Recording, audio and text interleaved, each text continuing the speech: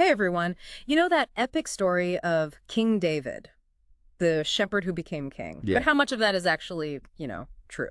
right. That's what we're diving into today. Exactly. We've got a fascinating Bible archaeology report article as our guide. Okay. And trust me, this is going to be exciting. Looking forward to it. Some scholars think David was just like a minor tribal leader, Hmm.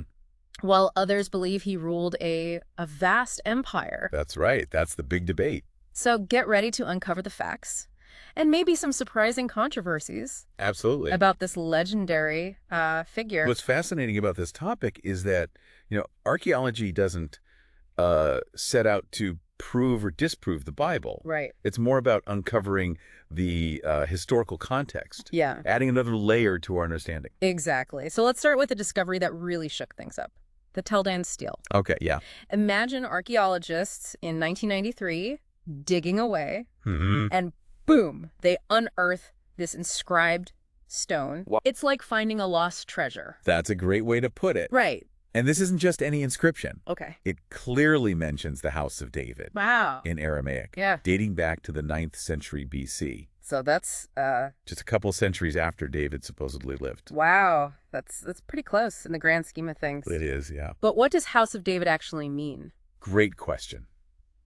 It signifies a dynasty, a lineage of rulers, not just David himself. Oh. This lends more historical weight to David's existence. It suggests he wasn't just a fleeting figure, Yeah. but the founder of a continuous line of kings. Okay. So this inscription is a pretty big deal then. Absolutely. It's hard to dismiss while some scholars, try to reinterpret it. Okay. The majority accept this as solid evidence of David's existence and his dynasty. It's a cornerstone of this whole debate. This makes me think, if there's one inscription mentioning the House of David, could there be others out there? Oh, yeah. Just waiting to be discovered. Well, that's where it gets even more interesting. There's the Moabite Stone, The Moabite Stone. discovered back in the 1860s. But it wasn't until 1994 that someone proposed this safer. It also mentions the House of David. Hold on. Another inscription. Yeah. This is like a real-life archaeological mystery novel. What's the story with this one? Picture this.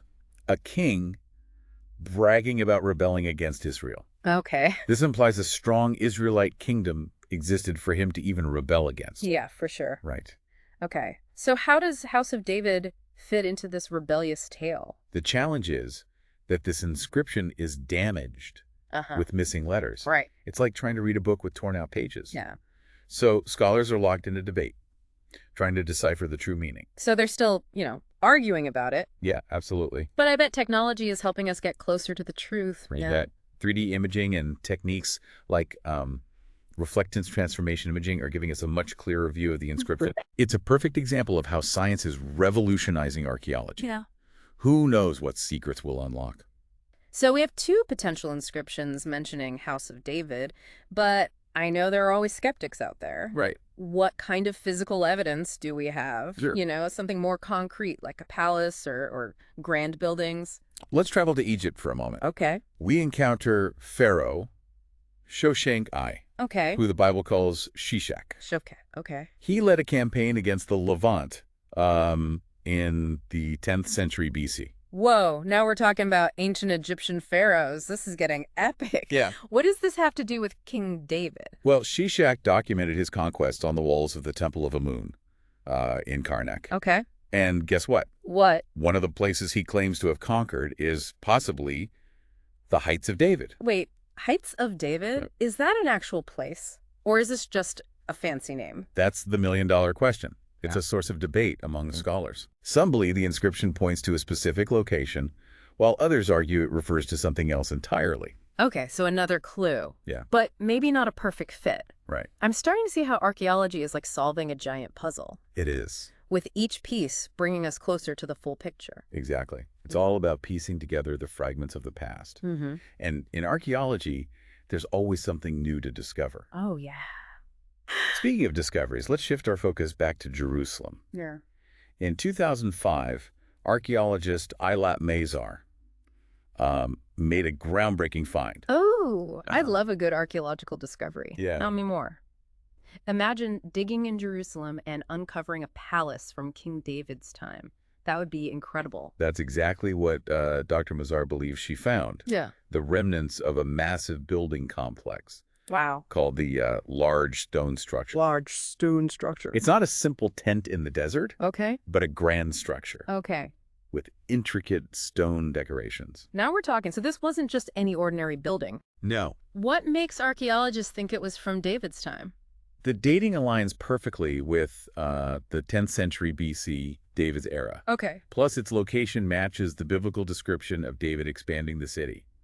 The Bible mentions David going down from his residence to the fortress, and this structure fits that narrative. Wow, that's pretty compelling. Yeah. It's fascinating how those little details from the Bible can come to life through archaeology. Yes. It makes you wonder if there are other biblical accounts waiting to be validated. Right.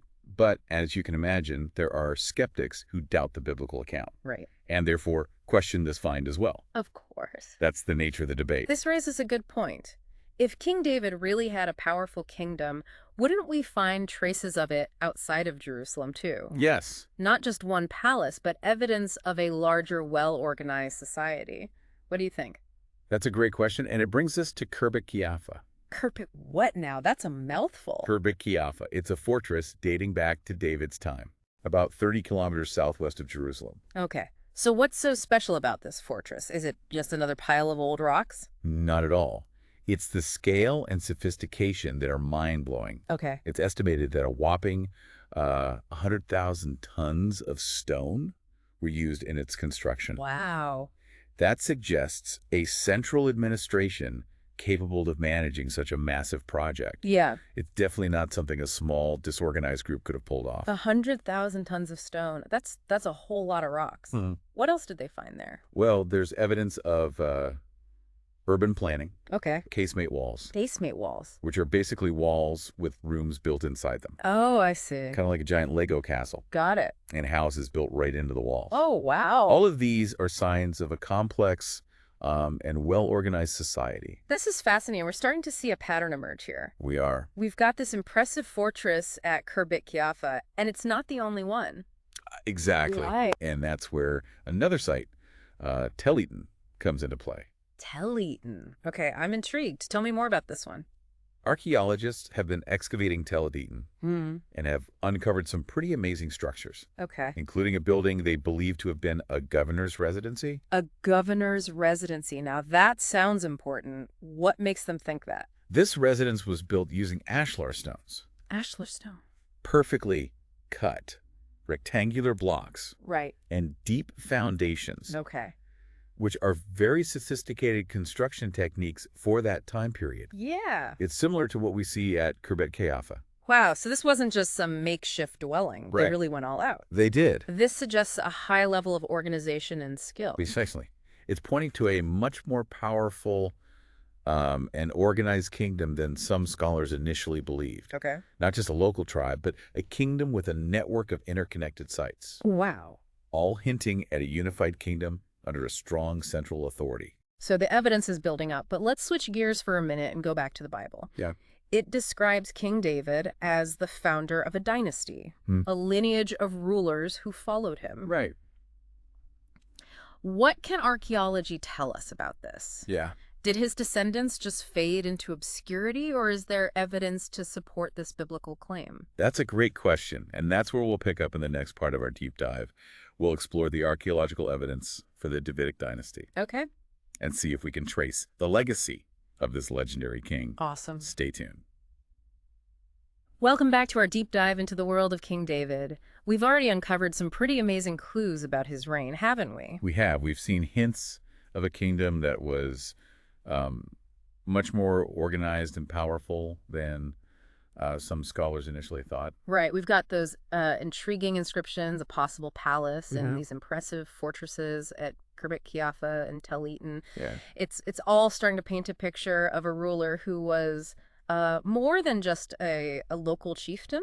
Exactly. Yeah. And remember, we were just about to dive into the question of the Davidic dynasty. Yeah. Did King David's lineage really rule for generations, as the Bible suggests? Right. Let's see what archaeology has to say about that. Okay, so what happened after David? Did his family just disappear from history? Or is there evidence that his descendants continued to rule? Well, the Bible tells us that 20 kings descended from David. Okay. And surprisingly, archaeology seems to back this up. Really? We found seal impressions. Seal impressions. Think of them like ancient signatures from Okay. kings like Uzziah, Ahaz, and Hezekiah. Wait a minute. Those are names straight out of the Bible. Yeah. We're actually finding physical objects that connect these biblical kings to real archaeological sites. Precisely. These seals weren't just decorative. Okay. They were used to stamp official documents and mark ownership. Right. Finding them in archaeological context associated with these kings gives us a tangible connection to the biblical narrative. That's incredible. So it's not just the Bible telling us about these kings. We have physical evidence that they existed. What else can we learn about them from archaeology? Sure. Did they just sit around in their palaces, or were they, building and expanding the kingdom? That's a great question. Yeah. And the answer is they were definitely busy. Okay. Take King Hezekiah, for example. Okay. Remember those Assyrian records we talked about earlier? Right. Well, they mention Hezekiah by name Okay. and describe him as a powerful king who resisted Assyrian domination. Oh, right. So these kings weren't just, passively ruling. No. They were actively engaging with other powerful empires in the region. That really changes our perception of their influence, doesn't it? It does. Yeah. And archaeology has revealed some of Hezekiah's impressive building projects. Okay. For example, he constructed a massive tunnel A tunnel. known as Hezekiah's Tunnel Hezekiah's tunnel. to bring water into Jerusalem. A tunnel? What would they need a tunnel for? Well, imagine you're a king in ancient times, Okay. and a powerful enemy is threatening to lay siege to your city. Right. Cutting off the water supply would be a key strategy, wouldn't it? Oh, I see. Yeah. So this tunnel was like a secret weapon, ensuring that Jerusalem could withstand a siege. Mm-hmm. That's pretty clever. Exactly. Hezekiah's Tunnel is a remarkable feat of engineering. Yeah. It's over 500 meters long, carved through solid rock, Wow. and even includes an inscription describing its construction. Wow. It's a testament to the ingenuity and resources of the Davidic kings. Wow, this tunnel sounds amazing. I'd love to see that someday. Yeah. It's incredible how these archaeological discoveries can bring the biblical stories to life, isn't it? Absolutely. And there's another intriguing structure Okay. that might be linked to the Davidic dynasty, Okay. the so-called stepped stone structure in Jerusalem. Another structure. Okay, I'm officially hooked on these archaeological mysteries. What's the story with this one? Well, this structure is massive, Okay. consisting of a series of stone terraces Okay. built into the slope of the city of David. Right. It dates back to the 10th century BC, Okay. which puts it right in the time of David and his immediate successors. So this structure could have been built by David himself or one of his sons. What was its purpose? Right. Another palace. That's what archaeologists are trying to figure out. Okay. Some believe it might have been a support structure for a royal palace or temple complex. Oh, I see. Others think it could have been a defensive fortification, Okay. protecting the city from attackers. So another piece of the puzzle, but we're not quite sure where it fits yet. Exactly. It's like having a box full of puzzle pieces, but without the picture on the box. You got it. That's the thrill of archaeology. Yeah. Each discovery adds a new piece to the puzzle. Yeah. But it takes time and careful analysis to figure out how it all fits together. So we've got these seals linking specific kings to the Bible, Mm-hmm. the impressive Hezekiah's tunnel, Yeah. and this mysterious stepped stone structure potentially connected to David or his sons. It seems like the evidence for a Davidic dynasty is pretty compelling, wouldn't you say? It is. And these are just a few examples. We haven't even talked about other discoveries like the remnants of large-scale water systems and fortifications found throughout the region. These suggest a level of centralized planning and infrastructure that wouldn't have been possible without a strong, established dynasty. Wow. It's starting to look like the reign of King David wasn't just a blip in history, but the beginning of a powerful and influential kingdom that lasted for generations. That's amazing. We started this deep dive wondering if King David was even a real person, and now we're talking about a dynasty that shaped the course of history in the region. What a journey. It has been, hasn't it? But our journey isn't over yet. Oh. There's still so much to explore and discover about King David and his legacy.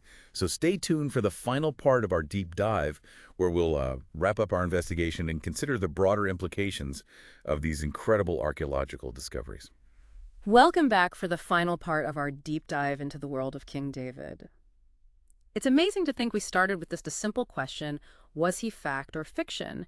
And now we've uncovered so much evidence about his reign and the dynasty that followed him. It really shows how archaeology can turn those uh, dusty old stories into something tangible, something we can connect with on a whole new level. Right. We've gone from inscriptions to palaces, from fortresses to secret tunnels, and even like royal signatures. Yeah, it's incredible. It feels like we've traveled back in time and walked in the footsteps of these ancient kings. It does, and it's not just about the kings and their grand projects, is it? Right.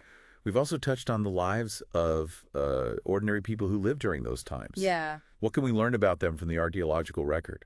That's something I've been thinking about too. It's easy to get caught up in the big stories of kings and battles, but what about the everyday lives of the people who built those fortresses? Right. Who lived in those cities? Yeah. What can archaeology tell us about them?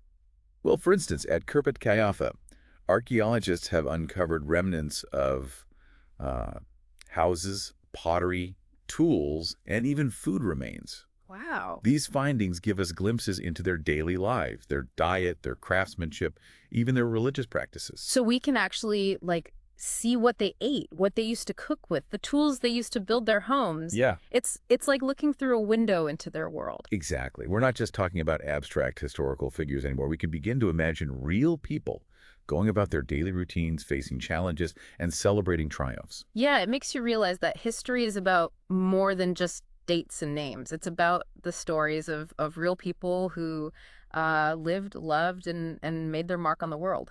And that's what makes archaeology so fascinating. Absolutely. It allows us to connect with our shared human heritage, to see ourselves reflected in the lives of those who came before us. So as we wrap up our deep dive, what would you say are the most significant takeaways? What has surprised you the most about the evidence we've explored? I think one of the most striking revelations is the sheer complexity of King David's kingdom. Yeah. The archaeological evidence suggests a level of social organization, political power, and infrastructure that goes far beyond the traditional view of a simple tribal society. You know, it's funny to think that some scholars initially dismissed the idea of a powerful Davidic kingdom. Yeah. But the evidence we've uncovered, those massive fortresses, the sophisticated building techniques, the inscriptions mentioning David and his dynasty, it's all pretty hard to ignore, isn't it? It really is. It's like the ground itself is speaking, telling us to reconsider our assumptions. Yeah, and I think another key takeaway is that archaeology is an ongoing process. New discoveries are constantly being made, refining our understanding of the past. It makes you wonder what else might be out there, buried beneath the sands of time, just waiting to be discovered. Maybe even more evidence of King David's reign, or perhaps something completely unexpected that will rewrite our understanding of this period. Exactly. And that's the beauty of it, isn't it? The story is never truly finished. There's always more to learn, more to explore, more to connect with. So to our listener, what would you say is the most important thing to remember from our deep dive into the world of King David? I would say, keep questioning, keep exploring, and keep an open mind. Don't be afraid to challenge traditional narratives, and always be on the lookout for new evidence that might reshape our understanding of the past. Because history is a journey, not a destination. And who knows what amazing discoveries await us just around the corner. Well said. Thanks for taking us on this incredible journey. It's been a real eye-opener. My pleasure. It's always exciting to share the wonders of the past. And to our listeners, we hope you've enjoyed this deep dive into the world of King David. If this has sparked your curiosity, keep digging. There's a wealth of information out there waiting to be discovered. Until next time, keep exploring and keep asking questions.